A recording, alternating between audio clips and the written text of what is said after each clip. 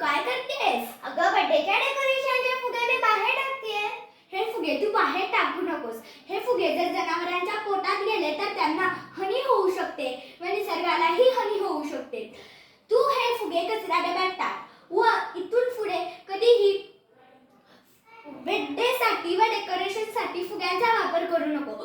फुग्यांच्या ऐवजी फुलांचा व कागदांचा वापर करू शकतेस, कारण की फुलांपासून आपल्याला खत मिळते व कागद आपण कचरा डब्यात टाकून त्याची नीटनेटकी विल्हेवाट लावू शकतो. थँक्यू मला फुगे न वापरण्याची माहिती दिल्याबद्दल. इथून पुढे मी फुगे न वापरता फुलांचा व कागदांचा वापर करेन. थांब, मी हे फुगे डस्टबिन मध्ये टाकून आले. धन्यवाद. आपण कधीही आपले घर